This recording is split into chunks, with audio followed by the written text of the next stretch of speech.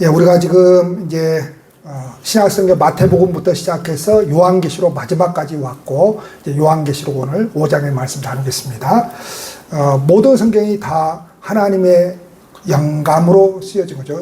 하나님의 감동으로 쓰여진 것이고, 특별히 요한계시록도 밤모섬에 유배되어서 그곳에서 두 발의 착고에 채워진 그 두 발, 그리고 그곳에서 돌을 캐내는 그런 고된 그런 노동을 하면서 사도 요한이 그 가운데서 예수 믿는 사람들하고 이렇게 예배를 드리면서 기도를 하면서 하나님께로부터 받은 말씀이 바로 요한계시록입니다. 당시에 그 로마가 전 세계를 제패했고, 그리고 그 큰 나라를 이렇게 다스리기가 만만한 게 아니죠. 그래서 질서를 잡고, 그리고 어떻게 하면 사람들을 로마에 복종시킬 수 있을까 해서 최초로 황제 숭배를 시작했던 왕이 도미티안 황제입니다. 그래서 이 도미티안 황제 때부터 이제 굉장히 이제 황제 숭배를 강요했고, 그 황제 숭배를 특별히 거부한 기독교인들은 당연히 더 큰 핍박을 받을 수밖에 없었죠. 그래서 이 황제 숭배를 거부한 많은 사람들이 재산을 몰수당하는 그런 일들도 있었고, 또 더 많은 사람들이 사형을 그렇게 당하기도 했습니다. 이렇게 위기 가운데 처한 교회, 위기 가운데 처한 하나님의 백성들에게 이 사람들이 그런 핍박을 이겨내면서 살아갈 수 있어야 될 뭔가가 있어야 되잖아요. 사실은 성경이라고 하는 것은 이렇게 우리가 가지고 있는 성경 문자로 기록될 필요가 없었습니다. 이 성경이 이렇게 문자로 기록되었고, 그리고 이것이 성경으로 이렇게 묶여질 이유가 있었는데, 그것은 바로 초대교회 교인들 때문입니다. 왜냐하면 이런 극심한 핍박 가운데서 뭔가 붙들어야 될 것이 있어야 되는데, 그 붙들어야 될 것이 없었어요. 그래서 문자로 된 이 하나님의 말씀을 이제 책으로 만들기를 시작을 한 것이죠. 그래서 우리가 지금 이 성경책을 가지고 있는 것입니다. 그러니까 다만 이 문자로 된 이 문자만이 하나님의 말씀이라고 생각을 하면 안 됩니다. 이 문자로 왜 이렇게 만들어졌느냐? 바로 그 핍박 가운데서 그 핍박을 이겨내기 위해서 붙들어야 될 것이 있었는데, 그 붙들어야 될 것이 하나님의 말씀이었기 때문에 그렇습니다. 그래서 이 요한계시록이라고 하는 이 말씀은 그렇게 핍박받는 하나님의 백성들에게 아주 중요합니다. 두 가지를 이렇게 알려주기 위해서 주신 것인데, 하나는 격려하기 위해서입니다. 그러니까 우리가 요한계시록의 말씀을 통해서 우리가 받게 되는 은혜는 요한계시록의 말씀을 통해서 힘을 얻는 겁니다. 격려받는 겁니다. 마침내 우리가 승리하는구나라는 것을 요한계시록을 통해서 배우게 되는 것이지, 이 요한계시록을 통해서 두려움을 갖거나, 물론 두려움을 가질 수도 있습니다. 우리가 이제 계속해서 말씀 나누겠지만, 그 두려움을 가질 때에 우리가 행해야 될 신앙의 어떤 행동들이 있거든요. 우리가 이제 말씀 나누게 될 겁니다. 그러니까 두려움을 가져서 마치 우리가 잘못되거나 또는 우리가 하나님에게서 외면당하는 거 아닌가, 그런 두려움으로 요한계시록을 대하면 안 됩니다. 자, 격려하기 위해서 요한계시록을 우리에게 주셨다라고 하는 것이고, 또 한 가지 이 요한계시록을 하나님께서 우리에게 지금 주신 것은 배신하지 말라는 겁니다. 배반하지 말라는 겁니다. 이단들이 배도자라고 하는 그 단어를 쓰죠. 배도자. 그 계시록에 나온 거예요.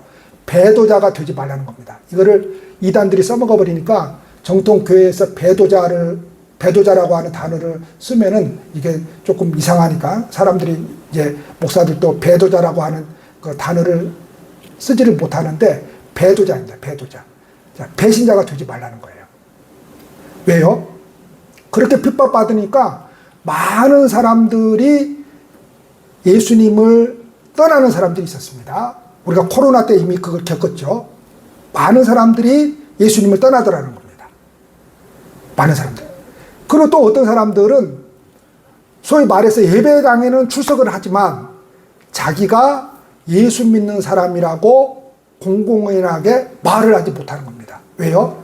그러면 재산을 몰수당하고 자칫하면 붙들려 가서 죽을 수도 있으니까. 그래서 오늘 이 요한계시록을 통해서 이 우리에게 주시는 말씀은 격려이고, 또 한 가지는 배신자가 되지 말라는 겁니다. 여러분, 배신자, 그럴 때 가장 우리가 누구에겐가 믿었는데 누구에겐가로부터 배신감을 느낄 때 얼마나 인생이 슬퍼집니까? 그러죠? 살기 싫죠. 자, 그런 배신자가 되지 말라는 겁니다. 아멘? 우리 옆 사람하고 하면 인사합시다. 배도자가 되지 맙시다. 이단들 교주가 배도자라고 그럽니다. 누구를 보고 배도자라고 그럽니까? 그 이단들도 막 나눠지죠. 막 자기가 나가서 소위 말해서 우리식으로 말하면 개척하거든요. 그래서 이단들도 엄청납니다. 이렇게. 그래서 자기를 배신하고 나간 사람을 뭐라고 그러죠? 배도자라고 그럽니다. 그러니까 저 사람은 요한계시록에서 말하는 나를 배반하고 나갔다 이거예요. 배도자입니다. 배도자. 그러니까 저건 배도자예요. 배도자. 그래서 이제 하여튼 신천지나 그런 거 이제 그 교리 그 내용 들어보면 이게 이제 옛날에 아주 신천지나 그런 이단들 초기에 있던 사건들이 있거든요.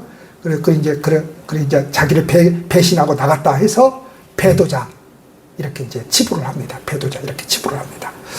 자, 그래서 우리가 어떤 상황에서도 이 신앙의 절개를 지켜야 된다라고 하는 거죠. 할렐루야. 어떤 상황에서도입니다. 신앙이라고 하는 것은 그러니까 어떤 상황에서는 피해가고 어떤 상황에서 이렇게 가야지 그런 거 없습니다, 여러분. 신앙에서는 뭐 이럴 때는 쉬어가야죠, 목사님. 아닙니다, 여러분. 신앙에서는 그런 거 없습니다. 신앙에서는 바로 절개를 지켜야 됩니다. 자, 그래서 오늘 이 말씀은 어떤 말씀인가 하면 7인으로 봉한 책, 그리고 어린 양이 나옵니다. 자, 7인으로 봉한 책, 다시 말해서 두루마리를 말합니다. 자, 두루마리는 뭔가 하면 지금은 이제 인쇄술이 발달해서 이런 종이에다가 그냥 성경 한 권을 가볍게 써버리잖아요. 근데 성경은 그 시대에 인쇄술이 발달하지 않았기 때문에 가죽에다가 썼습니다. 양의 가죽. 그러니까 양의 가죽에다가 쓰다 보니까 성경책 한 권이, 다시 말해서 요한계시록 한 권이 이것보다 더 됩니다. 이것보다 더 돼요. 요한계시록 한 권이. 그리고 또 파피루스, 우리로 말하면은 갈대 이런 것을 쪄가지고 이거를 어떻게 해가지고 이렇게 종이식으로 만들어서 그런 데다가 기록을 했거든요. 그러니까 양이 엄청난 겁니다. 양이 엄청나요. 그래서 우리는 지금 책으로 가지고 있지만 그 시대에는 이걸 두루마리식으로 이렇게 말아서 가지고 있는 거예요. 말아서.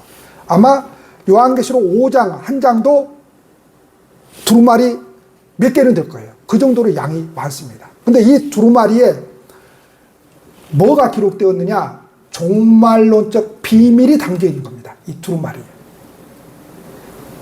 자, 다시 말해서 마지막 때의 비밀이 이 두루마리 책에 담겨 있는 겁니다. 하나님의 그 마지막 때의 비밀과 계획이 이 두루마리 책에 담겨 있는 겁니다. 그런데 사도 요한이 보니까 피조물 가운데 이 두루마리에 그 담겨 있는 이 말씀을 펼쳐볼 사람이 없는 거예요. 알고 싶은데 펼쳐볼 사람이 없는 거예요. 그래서 사도 요한이 울고 있었습니다. 울고 있으니까 어떤 한 장로님이 와서 24장로 중에 한 사람이겠죠. 한 장로님이 와서 왜 우느냐 그래요. 그러니까 내가 이 마지막 때의 비밀을 알고 싶은데, 이 두루마리의 비밀을 알고 싶은데 이 두루마리의 비밀을 알려줄 사람이 없어서 내가 지금 이렇게 울고 있습니다. 그러니까 장로 한 분이 가르쳐 줍니다. 이 두루마리를 비밀을 열어줄 수 있는 사람, 알려줄 수 있는 사람, 펼 수 있는 사람은 한 분밖에 계시지 않는다. 그분이 어떤 분이냐? 다윗의 자손이고, 그분이 어떤 분이냐? 일찍 죽임을 당한 누구라고요? 어린 양.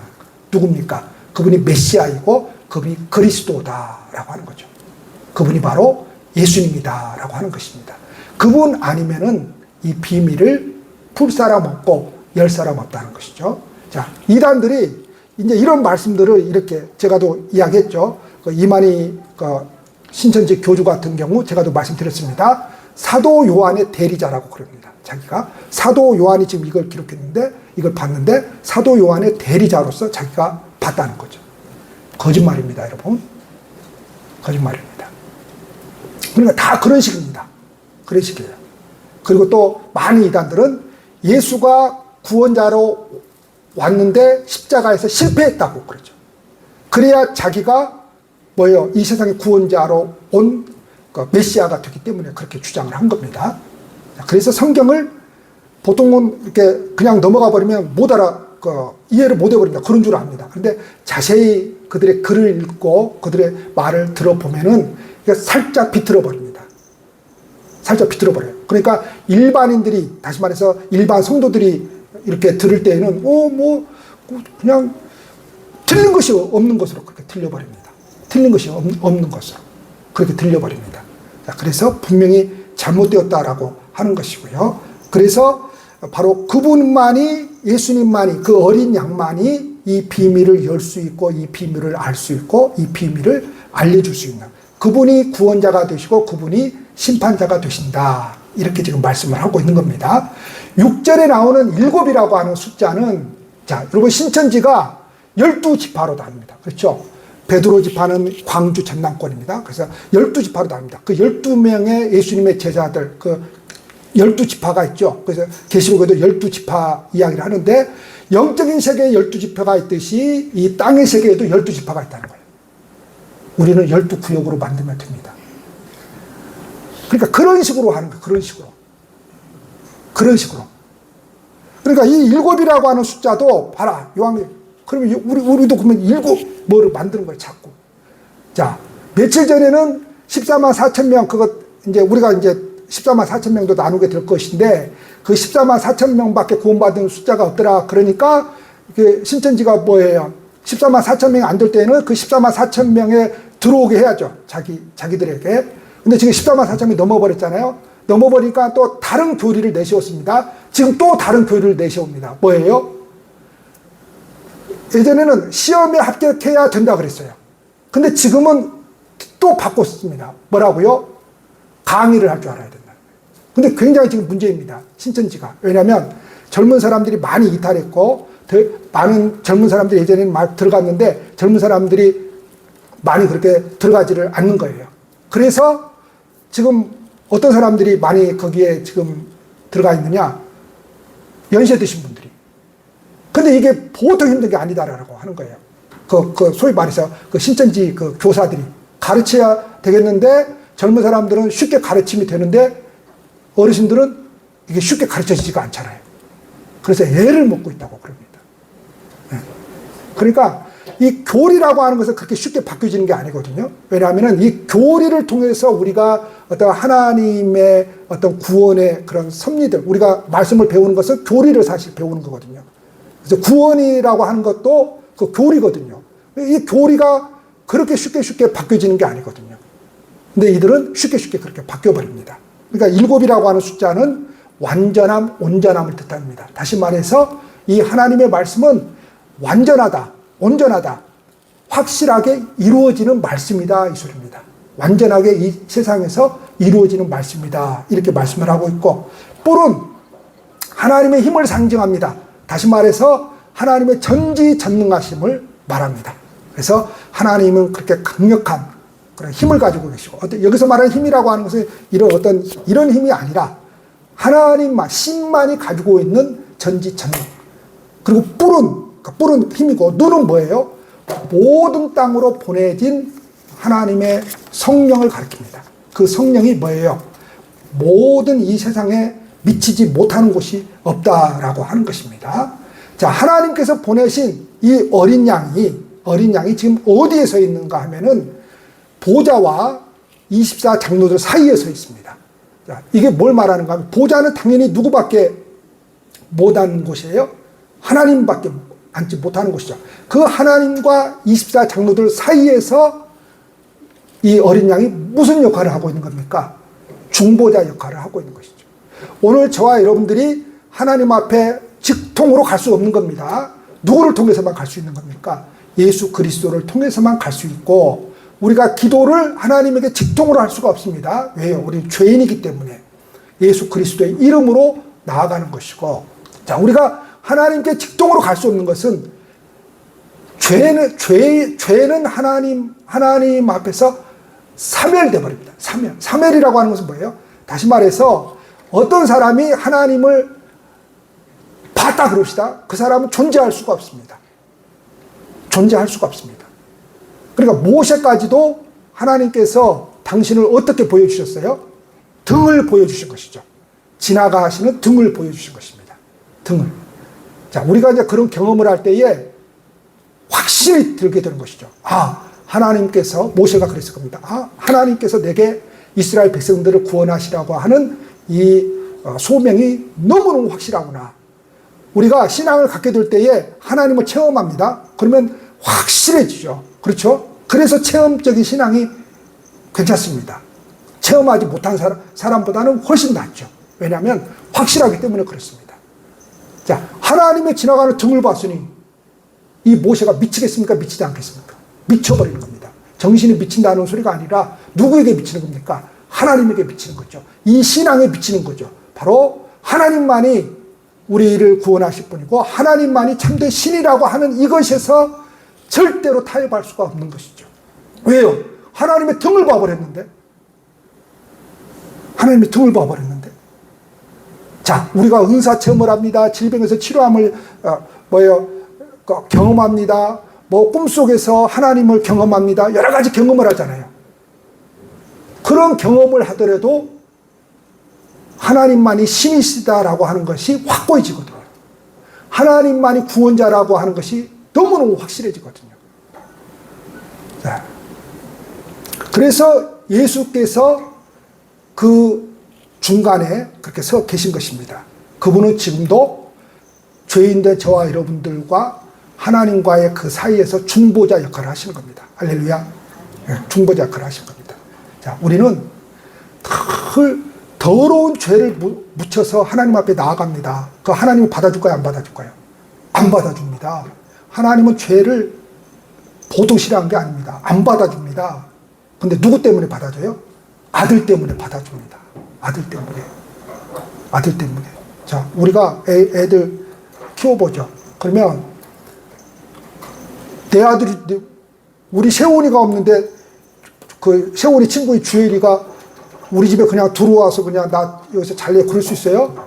세훈이 때문에 받아주는 거지.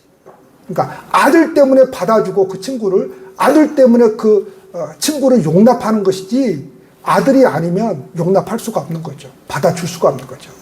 그러니까 우리는 누구의 이름으로 구원을 받는 겁니까? 예수님의 이름으로 그래서 구원을 받는 겁니다. 예수님만이 내 죄를 깨끗하게 용서하시는 분이십니다. 할렐루야. 그래서 그렇게 중간에 서 있어요. 자, 그리고 이제 후반부 보니까 네 생물과 24장로들이, 네 생물은 우리가 말씀 나누었어요, 이미. 자, 24장로들이 어린 양 되신 그 그리스도를 뭐 하고 있습니까? 찬미하고 있습니다. 찬미. 찬양하고 있는 것이죠. 찬양. 그리고 이 네 생물과 24장로들이 그 주님 앞에 엎드려서 검은고와 향이 가득한 금 대접을 가지고 있는데 그것이 뭐라고 그럽니까? 성경은 성경에서 해석을 하고 있는 겁니다. 성도들의 기도라고 말씀하고 있습니다. 그러니까 우리가 기도하면은 그것이 향이 되어서, 이거 지금 상징적인 표현입니다. 향이 되어서 누구에게로 지금 가고 있는 거예요? 하나님께로 가고 있는 겁니다. 24장로들이 성도들이 기도하는 그 항아리, 향은 항아리에다 이렇게 항아리에다 하는 거잖아요. 항아리를 들고 있는 거예요. 지금. 기도 많이 하십시다. 그걸 지금 들고 있는 거예요. 그리고 우리의 기도가 그냥 사라져버리는, 그냥 허공에다가, 메아리처럼 허공에다가 그냥 외치는 것이 아니라 뭐 하고 있다는 거예요? 향이 되어서 하나님 앞에 전달된다라고 이렇게 지금 말씀을 하고 있습니다. 그러면서 이어서 어떤 예배가 시작되느냐? 우주적인 예배가 시작됩니다. 우주적인 경배가 시작됩니다. 자, 우리가 드리는 예배라고 하는 것은, 자, 이 속에 주일 낮 예배를 말합니다. 예배라고 하는 것은 찬송이 들어있고 기도가 들어있는 겁니다. 이거 뭐 그냥 대충 맞는 게 아닙니다. 오랜 그 기독교 역사 가운데에서 뭐 아주 그 보수적으로 정통적으로 하는 교회는 시편, 구약 성경을 낭독하고 신약 성경을 낭독합니다. 아주 보수적으로 하는 데는, 옛날 정통을 따르는 데는. 그러니까 이것이 주일 낮예배라고 하는 것이 그냥 하는 게 아니고, 우리는 사실 많이 뺐습니다. 그러니까 많이 뺀 건 아니고 조금 약간 좀 뺀 겁니다. 왜냐하면은 우리는 찬양을 많이 하는 교회이기 때문에 좀 뺐습니다. 근데 아주 옛날 시골교회들, 지금 시골교회들 다 그렇게 하는 교회가 드물어요. 그렇게 하는 교회가 있는데, 성경 봉독도 구약 성경을 봉독하고 시편을 봉독하고 신약 성경을 봉독합니다. 이렇게 연결되어 있는 거거든요. 그게 그렇게 해서 이제 설교를 이렇게 말씀을 나누거든요.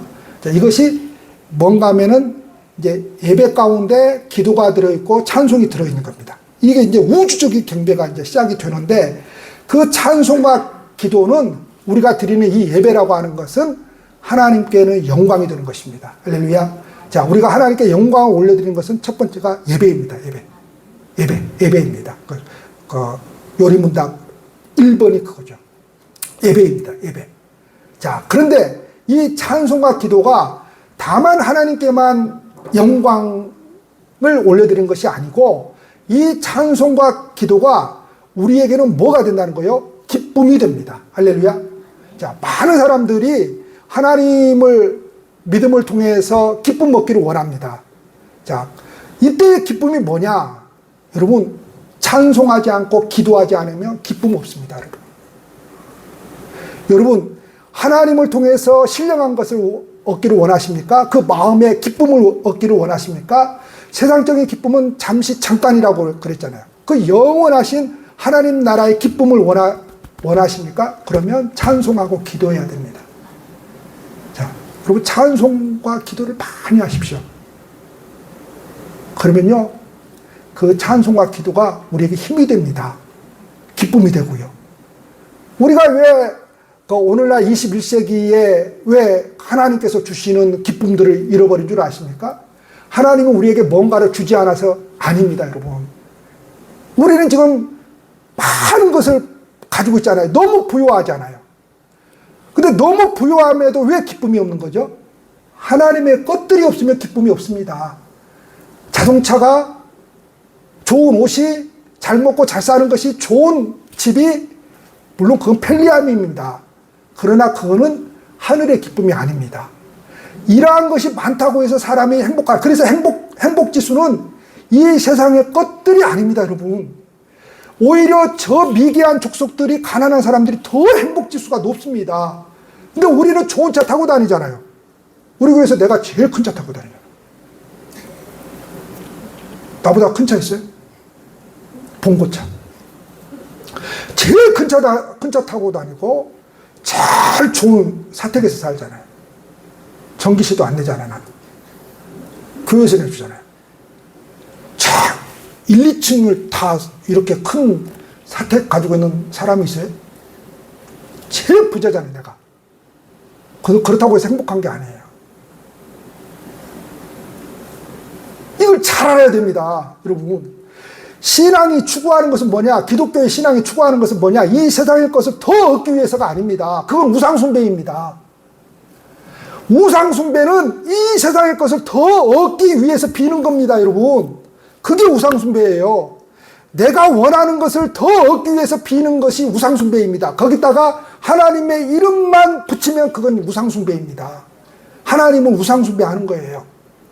기독교 신앙은 이 세상의 것을 더 얻기 위해서가 아닙니다. 물론 우리는 이 세상의 것을 얻기 위해서 우리 기도해야 됩니다. 그 모든 것이 내 노력이 아니라 하나님께서 주신 은혜였다고 고백하기 위해서입니다.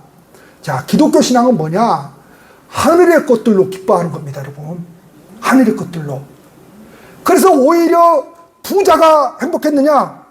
아니잖아요. 그 성경에 보면 누가 더 행복한 거예요?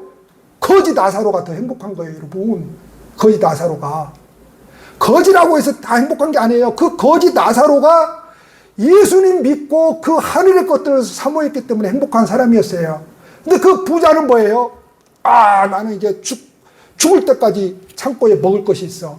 아, 이제 내 영혼은 평안해. 그런데 하나님 그때 말씀하시잖아요. 내가 네 영혼을 오늘 취하면 그것이 뭐가 되겠느냐? 그러니까 잘 알아야 돼요. 기독교 신앙이 뭘 추구하는지를 잘 알아야 됩니다. 여러분, 기독교 신앙은 이 세상의 것을 추구하는 게 아닙니다. 여러분, 이 세상의 것을 추구하는 대로 여러분들 하나님이 이루어 줄까?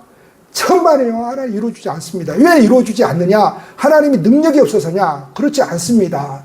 하나님은 전지전능하십니다. 능력이 없어서가 아니라 기독교 신앙, 하나님께서 우리에게 바라시고 하나님께서 우리에게 주시고자 하시는 것은 그래서 뭐라고 해요? 성령이라고 그러잖아요. 가장 이 세상에서 사람에게 가장 좋은 것이 뭐냐? 성령이라고 하는 거잖아요. 성령. 다시 말해서 찬송과 기도가, 즉 예배가 하나님께는 영광이 되고 그것을 많이 하게 되면 우리에게는 뭐가 된다는 거예요? 기쁨이 됩니다. 할렐루야. 기쁨이 되는 거예요. 이 세상이 내 뜻대로 되지 않을지라도, 이 세상이 내 마음대로 되지 않을지라도, 자식이 내 마음대로 되지 않을지라도, 가정이 내 마음대로 되지 않을지라도 하나님 앞에 나와서 찬송하고 기도하면 하나님께는 영광이고 내게는 기쁨이 됩니다. 여러분, 우리가 일주일을 세상에서 살다가 우리가 뭘 묻혀서 우리가 예배당에 나오는 겁니까? 죄라고 하는 때를 묻혀서 예배당에 나옵니다. 예배당에 나와요. 자, 우리가 예전에 찬양 예배가 있었어요. 우리에게는 찬양 예배를 안 하고 그 찬양 예배 가운데 찬양을 많이 하는 것을 지금 주일 낮 예배로 끌어 들어와서 지금 하고 있는 거잖아요. 자, 주일 오전 예배 때 찬양하는 거하고 우리가 느끼는 그 하늘의 것들하고 오후에 드리는 그 찬양 예배 때, 저녁에 드리는 찬양 예배 때 하나님의 것을 느끼는 것이 다릅니다. 왜 그런 줄 아세요? 자, 우리가 오전에 나와요. 자, 그때 때를 붙여서 나왔습니다. 찬양하려고 하니까 뭐예요? 오후 찬양 그것 같지 않습니다. 왜요? 그 때를 묻혀서 나왔는데 그게 아직 하나님의 것들이 아직 들어오지 않는 상태예요. 자, 오전 예배 드리고 점심 먹으면서 성도들하고 교제하고 오후에 찬양 예배, 저녁에 찬양 예배 드릴 때 훨씬 더 은혜가 됩니다. 여러분, 목사들이 모든 설교의 중심을 주일 낮 예배에 맞춰서 설교를 합니다. 근데 은혜가 안 됩니다. 근데 언제 설교가 은혜가 돼요? 오후에나 저녁에 하는 설교가 더 은혜가 된다고 합니다. 왜 그러는 거예요? 여러분, 오후에나 저녁 설교 대충 준비합니다. 제가 쉽게 말해서 대충 준비합니다. 근데 은혜가 된다고 합니다. 왜 그러는 거예요? 설교자에게 문제가 있는 게 아닙니다. 우리 자신의 심령 가운데 뭐가 들어와 있다는 거예요? 하늘에 신령한 것들이 들어와 있다는 거예요. 하늘에 신령한 것들이. 그래서 낮 예배 끝나고 점심 식사하고 오후에나 저녁에 드리면 훨씬 더 그게 은혜스럽습니다. 내 속에 뭐가 들어와 있기 때문에 그래요. 하나님의 것들이, 신령한 것들이 들어와 있기 때문에 기뻐서 그런 거예요. 기뻐서 그런 거예요. 목사들이 훨씬 더 주일 낮 예배 때 신경을 써서 설교를 하는데 우리에게는 빼고 그렇게 흔하지 않습니다. 자, 뭘 말하느냐? 우리가 하나님께로부터 얻으려고 하는 많은 신령한 그 기쁨들, 그거는 다른 방법이 없습니다. 찬송하지 않고 기도하지 않으면 다른 방법이 없습니다. 그래서 찬송해야 되고 그래서 기도해야 됩니다. 이거 외에는 하나님의 신령한 것들을 누릴 방법이 없습니다. 뭐 나는 아무것도 안 하고 있는데 뭔가 하늘에서 뚝 떨어질 것 같습니까? 천만의 말씀입니다. 그런 일은 죽어도 없습니다. 자, 예를 듭시다. 자, 내가 아프리카로 가고 싶어요. 근데 맨날 기도만 하고 있어요. 하나님 저를 아프리카로 보내주세요. 하나님 저를 아프리카로 보내주세요. 3년, 5년, 10년, 20년 기도만 하고 있습니다. 아프리카로 보내주세요. 아프리카로 보내주세요. 뭐해야 아프리카로 갈 수 있습니까? 아이 놈의 새끼야, 항공권 끊어. 그러지. 항공권도 안 끊으면서 아프리카로 보내주세요. 아프리카로 보내주세요. 그러고 있으면 돼요, 안 돼요? 안 되죠. 자, 하나님은 우리가 뭐 할 때에 하늘의 것들을 누릴 수 있다고요? 찬송하고 기도할 때. 여러분, 사실 우리가 솔직히 우리 자신을 보세요. 일주일간 살면서 우리가 얼마나 찬송하고 얼마나 찬송을 듣거나 얼마나 기도합니까, 여러분? 근데 여러분, 좋은 세상이잖아요. 그렇죠? 너무 좋은 세상이잖아요. 딱 핸드폰만 켜고 데이터는 무제한이어야 되겠지만 핸드폰 키우면 찬송이 들을 수 있잖아요. 집에서는 진이야 찬송 틀어줘 그러면 진이가 틀어주잖아요. 그렇죠? 진이 없는 사람 있어요? 그거 얼마 되지도 않아요. 진이 KT에 신청하세요. 그거 얼마 안 되거든요. 싸거든요. 뭐 완전 오케스트라입니다. 얼마나 빵빵하게 나온지 모릅니다. 막 그러면 찬송 들을 수 있고 복음성가 드릴 수 있고 그러면요 우리가 힘이 없어요. 용기가 없고 슬픔에 빠져 있을 때 인생이 내 마음대로 안 될 때 다른 거 할 필요 없습니다. 내가 찬송할 수 없을 수도 있어요. 근데 찬송 틀어놓으면요 그 찬송가로 힘이 됩니다. 은혜가 되고. 근데 그걸 안 해요 사람들이. 그리고 주일날 딱 한 번 나와가지고 여기서 다 해결해 버리려고 그래요. 그러니까 안 되는 거예요 여러분. 그러니까 안 되는 거예요. 주간 중에 뭐가 이루어져야 돼요? 주간 중에 신앙생활이 이루어져요.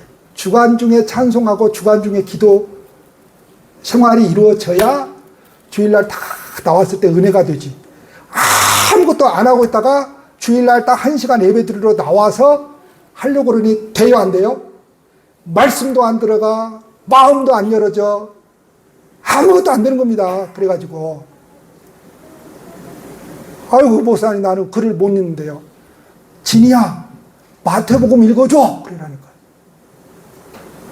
다 해준다니까요. 다 해줘. 다시 말해서 기술은 과학은 써먹으면 되는 거예요. 옛날에 막 처음에 컴퓨터가 만들어지고 막 처음에 막 그 컴퓨터가 막 나올 때 막 뭐라고 그랬어요 사람들이? 컴퓨터가 666이라고 그랬어요. 그랬죠? 요한계시록에 나오는 이게 요물이다 컴퓨터가 666이라고 했어요. 666이 아닙니다.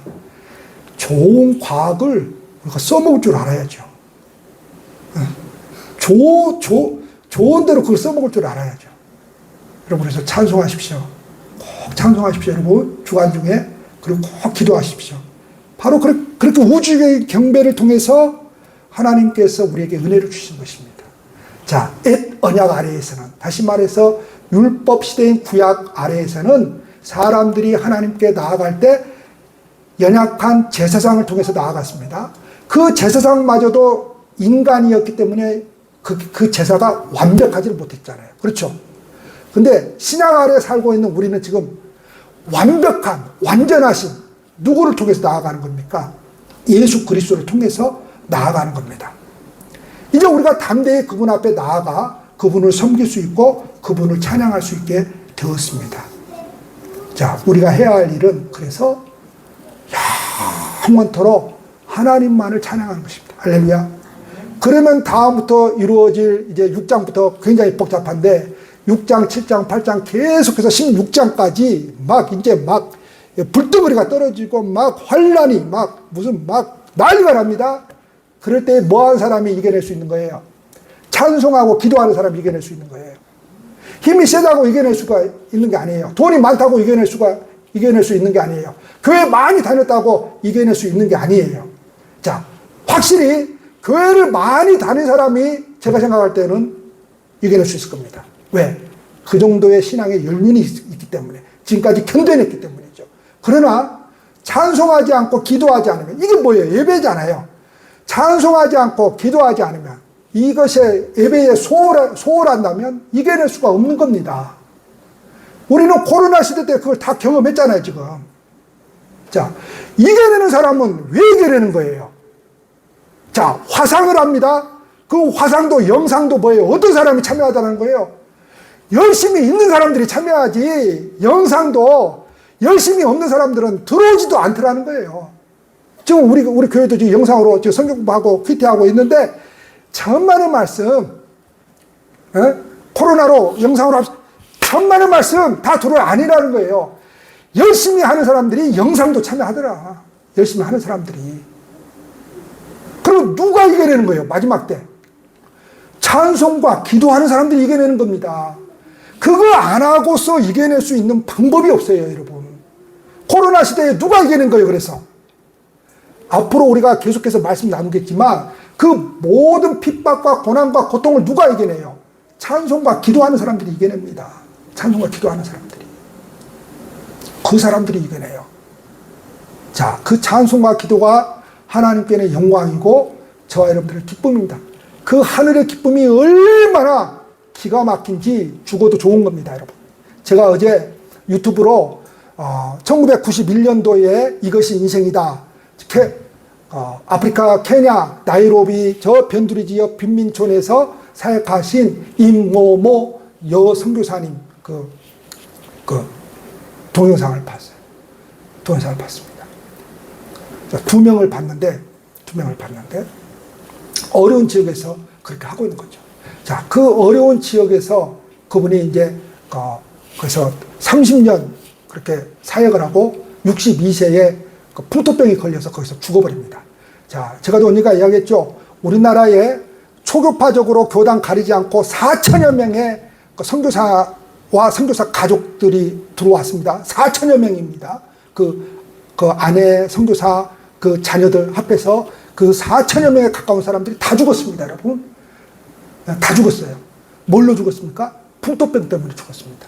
풍토병이 왜 생기느냐? 어느 나라 가든지 우리가 풍토병에 걸리는데 우리나라는 당연히 우리나라 음식을 먹어야 그 풍토병에 좀 덜 걸립니다. 근데 우리나라 음식을 못 먹고 사니까 풍토병에 걸리는 거예요. 그래서 그 선교사님도 62세에 죽습니다. 그때 기가 막힙니다. 그 선교사님이 그 불모지 거기에서 아무도 관심 없는 그 지역에 들어가서 학교를 짓고 아무도 저것들은 인간도 아니고 저것들은 아무 그 인생에서 사회에서 쓸모없는 사람들이라고 생각한 그 지역에 들어가서 학교를 세우고 그들을 가르칩니다. 그리고 이분들이 이 아이들을 가르치는데 이 아이들 가운데서 의사가 되고 선생이 된 두 사람이 한국을 방문합니다. 이미 이 선교사님은 돌아가셨습니다. 이분들이 왜 방문하느냐? 이분들이 다 엄마라고 불렀어요. 엄마라고 불렀는데 우리 엄마가 어떤 나라에서 한국이라고 하는 나라가 도대체 어떤 나라인지 우리 엄마가 어떤 삶을 살았는지 너무 궁금하더라고요.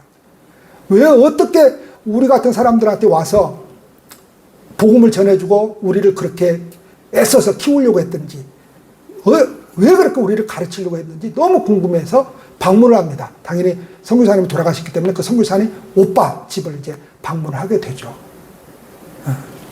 그렇습니다. 자, 그러면 여러분 그 선교사님이 왜 죽습니까? 하늘의 기쁨이 크기 때문에 그렇습니다.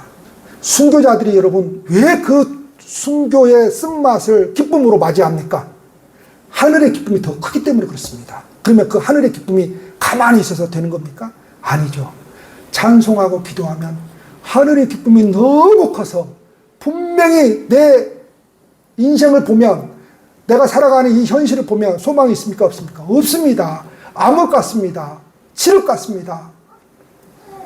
자식들은 뜻대로 되지 않습니다. 환경은 뜻대로 되지 않습니다. 근데 뭐예요? 그 하늘의 것이 나를 살립니다. 할렐루야. 여러분 그래서 찬송을 많이 하십시오. 기도를 많이 하십시오. 그 찬송과 기도가 여러분들에게 힘이 됩니다. 그 찬송과 기도가 여러분들에게 용기가 됩니다. 그 찬송과 기도가 여러분들에게 능력이 됩니다. 그 찬송과 기도가 여러분들에게 살 소망이 됩니다. 할렐루야.